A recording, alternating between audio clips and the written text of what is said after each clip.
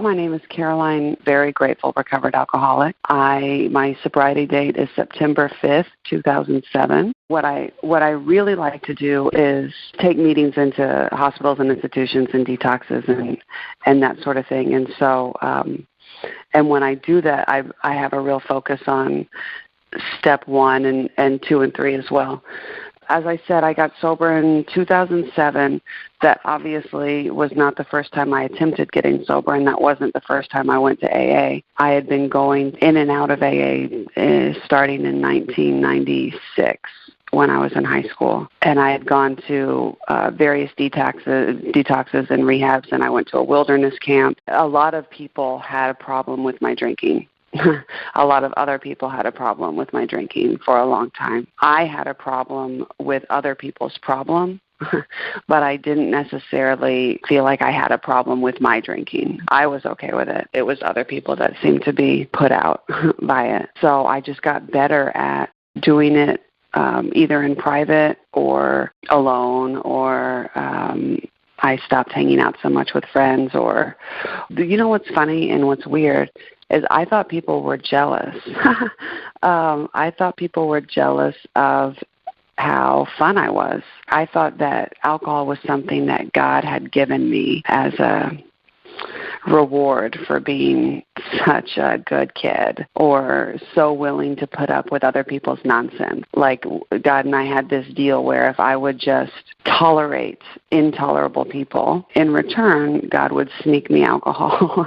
So again, drinking was not a problem for me so much as it was for other people. What ultimately ended up happening, though, is when I would go get sent away to like a detox or a rehab or a wilderness camp, I kept getting diagnosed with what they called alcoholism. But the solution, they said, to my alcoholism was I needed to stop drinking. And that made sense to me at the time. And, of course, that makes sense in certain schools of people. Again, the diagnosis was, Carolyn, you have a drinking problem. The solution is you need to stop drinking. And the truth is by the time I'd get sent away to a place, I was sort of tired and ready to take a break anyways. And so while I was there, I would agree with them. I would think, yeah, you're probably right. I think I do need to stop drinking. And I'm really grateful for the information, and I promise I'll never do it again. And I really meant it, and I would leave with like the discharge sheet where you like agree to so many meetings a week and the things you're going to do and the things you're going to avoid and the people you're not going to hang out with anymore and all these various things. And again, I really meant it, and I felt really excited for the sobriety adventure that was going to come my way. Honest to God, I was like ready. I should also say I was someone who always had a relationship with God. That was never an issue for me. So I was excited for the chance to like make God proud for like a day. And then it would be so weird, like within 24 hours, the same clarity and the same like fervor for sobriety that like I had leaving rehab, within 24 hours, I was just as clear that I maybe should try drinking again. We all, I think, maybe can understand that as the mental obsession and the root of the problem that's centered in our mind. But I really thought that that was just reality. I didn't think my mind was playing tricks on me. I thought that was reality getting clearer. So, I would go in and out for a long time until I started doing that when I was 16, and then I moved to New York and lived a fun life in New York, and finally in 2007, I had gotten into a relationship with someone who was sober, which was very frustrating because it really cast a pretty bright light on my inability to keep my promises.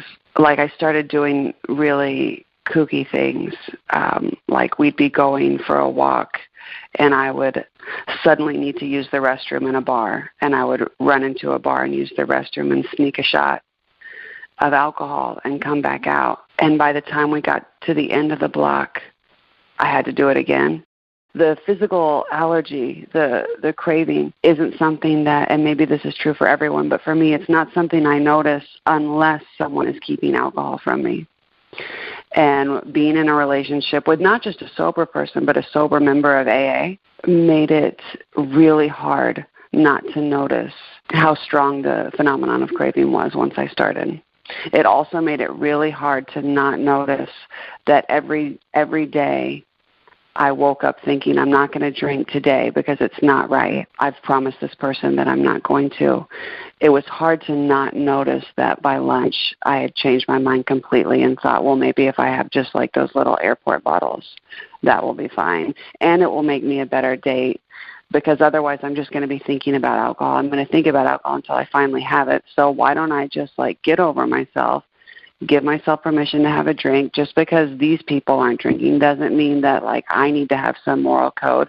Caroline, you know that you're like better, you're funnier, people like you more when you take a drink. So take one for the team, go get little airport bottles and keep them in your purse. And the truth is that would have been fine if it hadn't also awoken the phenomenon of craving that required me to constantly sneak out of events or sneak out of dates or sneak out of movies or sneak away from walks down the street or what have you to keep drinking.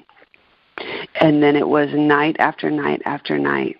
People could not understand how I ended up passed out in a cab on the way home when I wasn't drinking that day. And finally, it became a problem for me. Finally, I was the one not wanting to drink and not being able to stop myself from drinking. Finally, I was the one who wanted to drink but didn't want to end up passed out in a cab. And yet, I still was finding myself passed out in cabs. Finally, I was the one who wanted to be able to explain to people that I wasn't that drunk, but I was too drunk to make my mouth say the words right. All of these things, they became great frustrations for me. Like, it became a problem for me. I was getting drunker than I wanted to be in a room all by myself, whether I saw people or not. And suddenly, days were turning into months, were turning into years, and I couldn't make it stop. And as you know, we know about alcoholism, it was progressive, and so it was not just staying, forgive my language, it wasn't just staying shitty, it was getting worse. And finally, I was scared. I was scared the way that people in horror movies are scared of, like, the monster in the dark that's following them, except I was the monster in the dark following me. I probably don't need to explain it to anyone else on the phone. I imagine everyone knows something about that. But it's very lonely and frightening to be the villain and the victim in one head. And I kept going back to people and doctors and counselors and therapists and even certain sponsors I'd had where their solution that they were offering to me was you have to stop drinking. But I got that. I understood that. I went to them knowing that. The problem was I couldn't stop drinking. Like, I needed someone to help me with that. I needed to not be handed more sober tools because I did not have the power to use them. I had many consequence lists, many like sober vision board dreams, many letters from friends who were scared for me and at their wits' end. I even had a friend of mine for over the course of a year had a calendar, and on days of the calendar, she would log the pain I caused her on that day because of my drinking. And then as a present gave it to me at the end of the year. So like I had all the ammunition I needed. I had the desire. I wasn't desireless. And I had the reasons. I wasn't reasonless. I just didn't have the power. I was actually powerless. People who are not like us can't understand powerlessness. It's like unfathomable. It's incomprehensible to think that a person is incapable of stopping themselves from doing something they don't want to do. And yet that's where I was. I found out a really close friend of mine, someone I sponsored for years. I found out just last night that she had finally taken her own life. And and I understand, and I know that her friends and family maybe can't, but to find yourself where you can't you can't see life with alcohol and you can't see life without alcohol. I mean, this is all stuff that, again, we've all said and heard, but it's very real. And so what ultimately happened for me, I kept waiting for this magic day to arrive where I finally would want to stop badly enough that I would just stop. Like, I kept waiting for these revelations where I would finally say, never again. I'm never drinking again. I can't drink anymore. That's the revelation I thought I was waiting for, only to realize that I'd been having that revelation every night for 10 years. That was not the magical revelation. The magical revelation that I finally had, that was the difference that made the difference, was when I woke up one day and realized, oh my God, I can't stop myself. Sure, never again. I'm never going to drink again, and that means nothing. That was the magic phrase for me. Because what that meant is that I was suddenly willing, like the magic of step one for me, is that I was suddenly willing to do everything I could to connect to a power that could stop me, which was different from all the times I had been willing to do everything I could to stop drinking. That's nice and good, but if me not drinking is impossible, then it doesn't matter how willing I am to do everything I can to stop drinking. That just means I'm doomed to go to bed ashamed and guilty and sorry for once again failing the plan. But with this other step one of realizing that I'm powerless and coming to believe that a power greater than me could or would have to be, it was my only option, my only hope, and then making a decision to do everything I could to connect to that, and then being willing to go through the rest of a set of steps that were going to connect me to a power. Those are a different set of steps than I was used to. I thought I was doing all this stuff for a long time to keep myself from drinking, like maybe to preoccupy myself, like maybe to become a more moral person, and a more moral person doesn't drink. I don't know what I thought, but I thought I was exerting all this effort to stop myself from drinking, and that wasn't working. It was only when I realized I couldn't stop myself from drinking, so I need to do all this stuff to connect to a power, that something gave, and something worked, and it did. Ultimately, I guess specifically what happened to me, my last day drinking was just a regular, boring failure of a night. I'd gone to a bar to have one drink, and it was Jameson's bar, and I was going to have Jameson's, and I thought that was very romantic. And then I left Jameson's and went home to my apartment where my sober partner was. And this person was on the phone, and I was certain there was an affair going on, and I threw a tantrum and stormed out. This person, she was just on the phone with her sponsor, and I'm sure they were discussing how to deal with her alcoholic partner. But so I stormed out, and I'm going down the stairs, and I'm thinking, she probably thinks that I'm going to have a drink, and I am, but I don't have to. I'm just going because I want to. In fact, actually, no, I don't want to. So that means I'm allowed to. These were the thoughts I was having. And then I thought, actually, no, I don't want to, so I don't want to. But I couldn't stop my feet from going to the bar. I started to panic because it felt like maybe you guys agree, it feels like we're possessed. I mean, I felt like I was possessed. My mind did not want to be doing what my feet were making me go do. And I thought, oh my God. Well, first I thought, no, I don't want to drink. So maybe just wine, like a white wine spritzer is what came to mind. I don't even know what that is, but it sounded healthy. And then I thought, no, I actually don't want to drink. I don't want to drink. I don't want to drink. As I watched that mean nothing, because I was still going to the bar, I finally had my big revelation. What for me was 1, 2, and 3, steps 1, 2, and 3, where without any effort at all, I heard the truth. I heard myself say the truth, which was, I prayed, and I said, Dear God, I think I know that you don't want me to drink, but I can't stop myself. So if that's really true, you have to do it for me. And that was it. That was the end of my prayer. I meant it so much that I kept walking to the bar kind of with a clear conscience, because I was just it literally was in God's hands. God was going to have to do it. I finally had a clear conscience because I knew that I had no say in my own drinking. I had no say anymore. So I kept walking, and I walked down the stairs, and I walked to the corner and to the bar that I had been going to forever. And I pulled on the door to go in, and the door wouldn't open. And I thought, oh, my God, it's closed. And I looked inside, and people were inside. It wasn't closed. The door just wouldn't open. And I did not fall to my knees in awe of God's power. I, threw a real tantrum. I tried really hard to get the door to open. I was immediately very frustrated and panicked.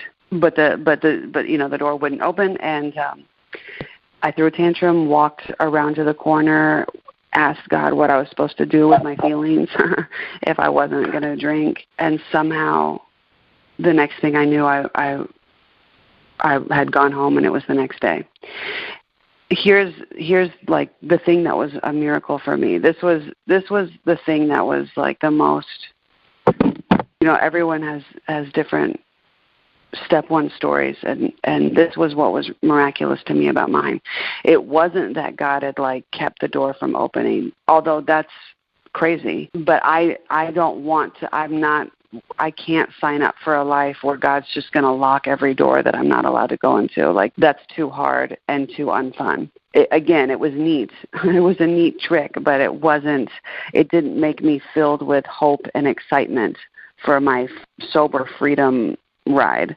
What was miraculous was when I realized that for some reason I had been trying to open the wrong door.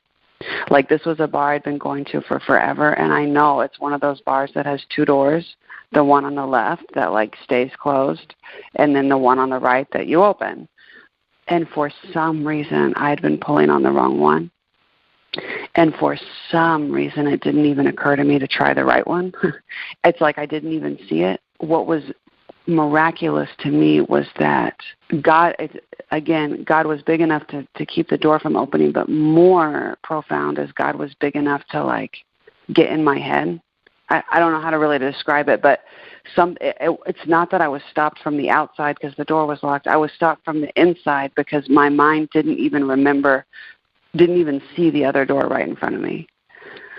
More miraculous is that, again, this was in New York City where I lived in Irish Pub Row.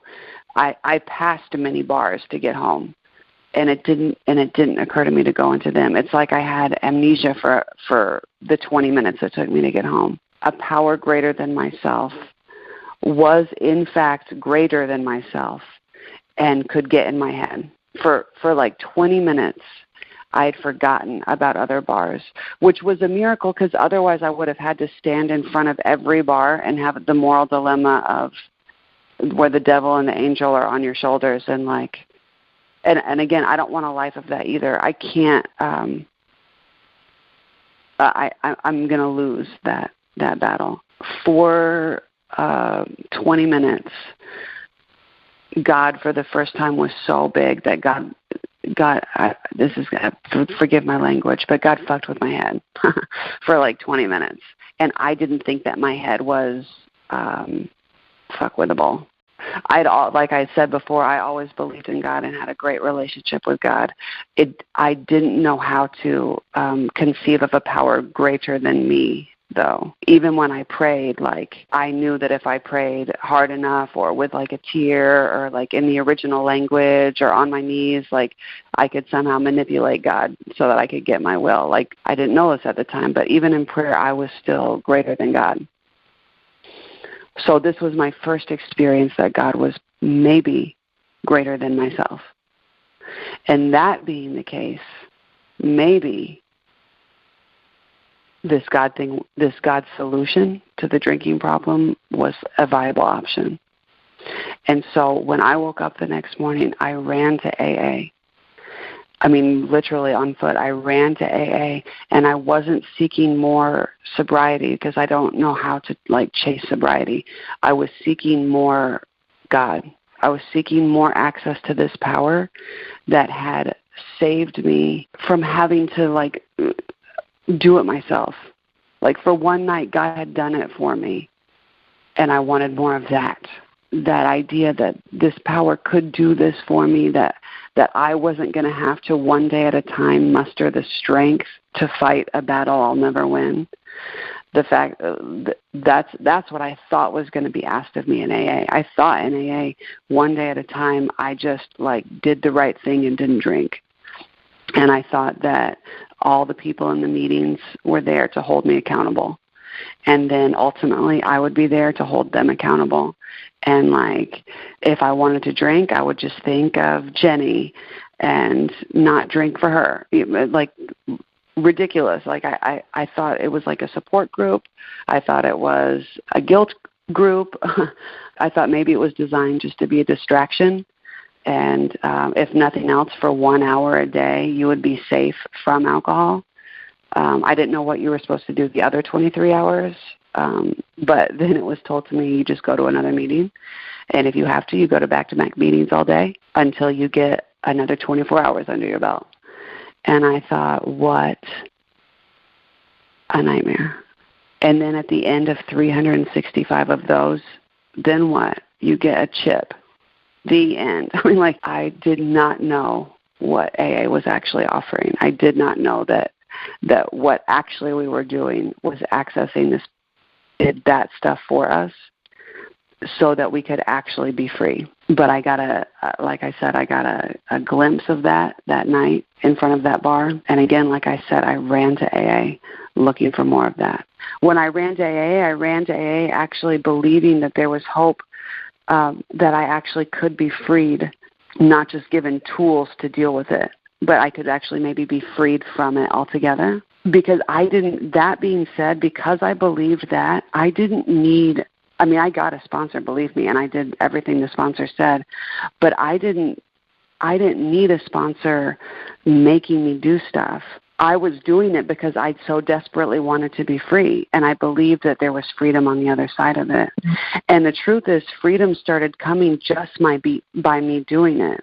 It's not like I finally got, through the steps and then suddenly there was a moment and I became free. The experience of actually taking the actions of the steps and doing a bunch of stuff that I didn't understand, that was freeing. Because the other thing I learned in that step 3 land was that I wasn't actually looking to get free from alcohol anyway. I was looking to get freed from me, from the bondage of self. The bondage of self was what made it so necessary to drink all the time. The bondage of self, it's so painful, and it's so tricky, and it's so sneaky. Really, what I found is that, not to throw this word around, but I mean it in a very literal way, humility was the secret handshake to getting freed from the bondage of self. The trick is I didn't know how to be humble.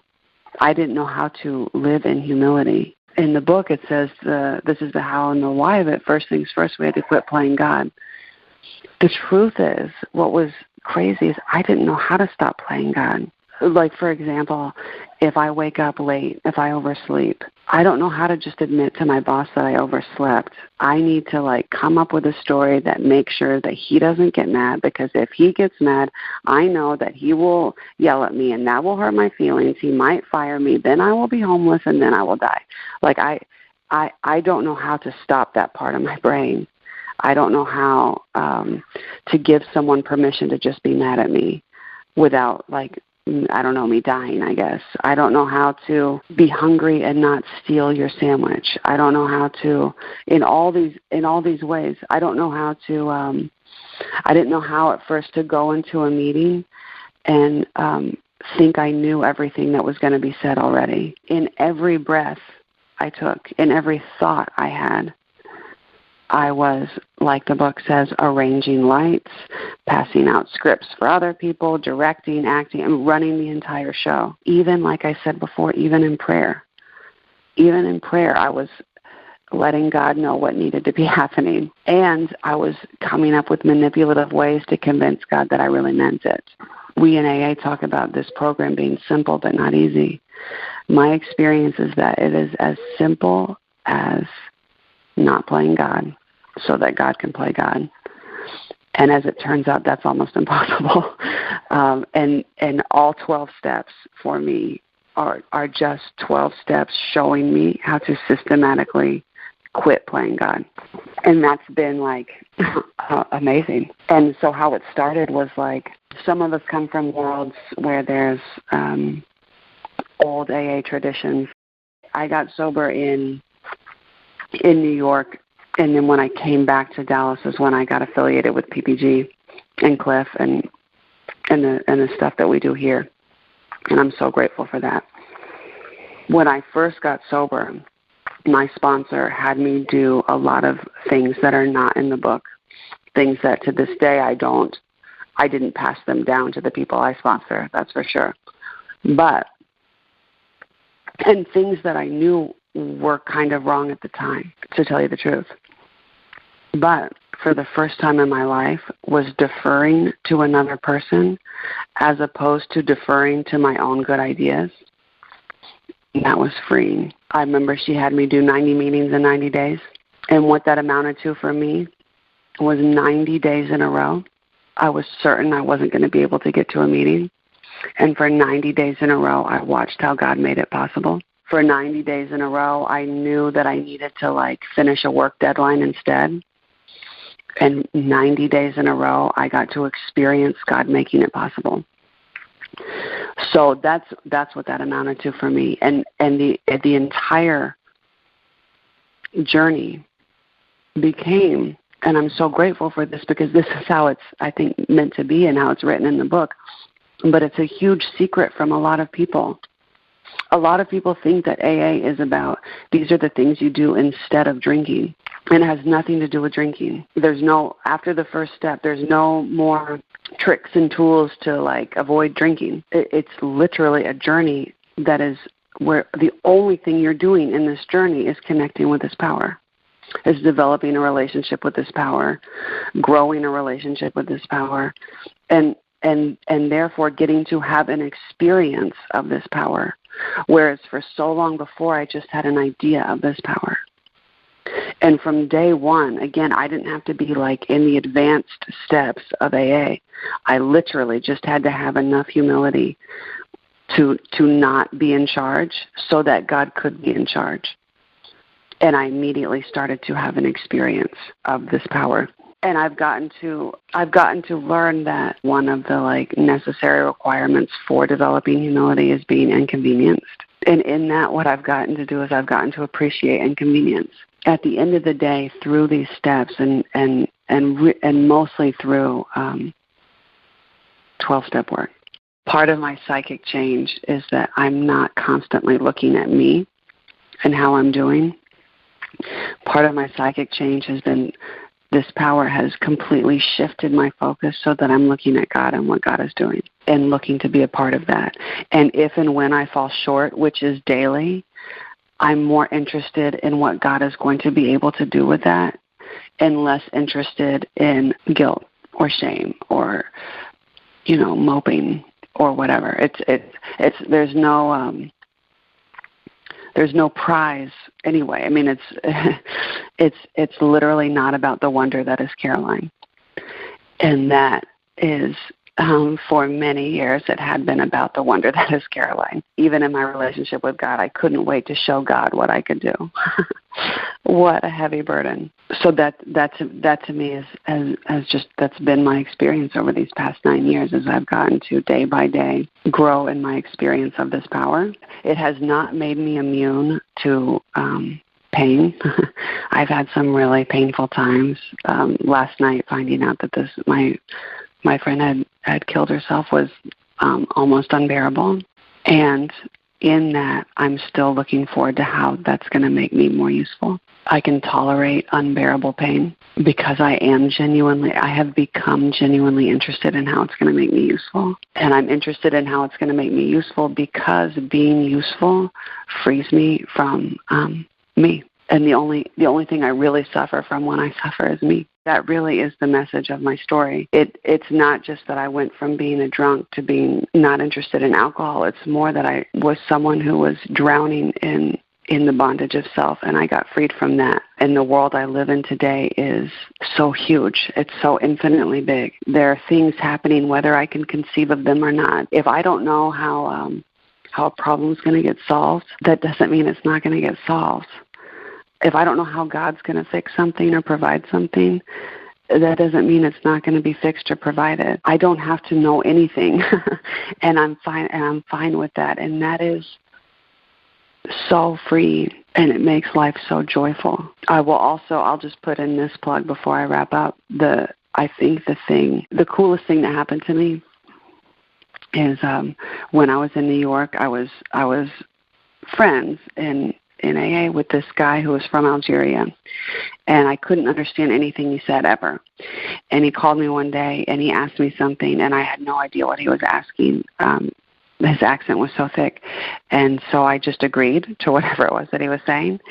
And it turned out that what I was agreeing to be the head of hospital and institutions for all of the Northeast, which meant that I had to make sure that meetings were being taken into hospitals and institutions and detoxes and jails and prisons and those sorts of things, which is a huge responsibility. A lot of those meetings, in fact, were during the day, and everyone I knew worked during the day, and I couldn't get the commitments filled.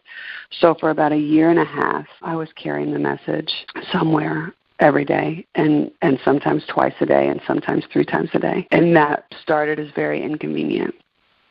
And the truth is, those were absolutely probably the happiest years of my life in terms of just free as a bird. Again, not because I'm so wonderful, just because this is the cause and effect of this work. Doing this work caused this to happen to me. I became so driven to carry this message to people who were suffering without it. It wasn't about I love to speak so much, or I love to be the hero, or me martyring myself or whatever. No, I had like a real single focus where I couldn't stop myself. I mean, I remember it was like raining so hard this one day, and I always did things on foot or on a bike. And so I'd show up like soaking wet, and people would be like, why are you doing this? You could probably, like in this kind of storm, you could probably get away with not going. And my genuine thought was, yeah, but then how are these people going to find out the solution? It may not sound like much to you all, but the fact that was my genuine, authentic, motivating thought, it means that something indeed very miraculous had happened to my brain, that I had in fact had and was continuing to have an entire psychic change and a spiritual awakening. Many, many people I know, especially in New York, thought that carrying the message was sort of optional, like APAA work, like graduate level work, or because once you get to a certain point and you feel like you're better, all that other stuff seems almost like extracurricular or something. In my experience, it was not. I mean, obviously, you all know this. You all know Cliff. You know. But for anyone who's listening who maybe isn't entirely sure, my revolutionary rocket ride into the fourth dimension happened when I started carrying the message in a way that was inconvenient.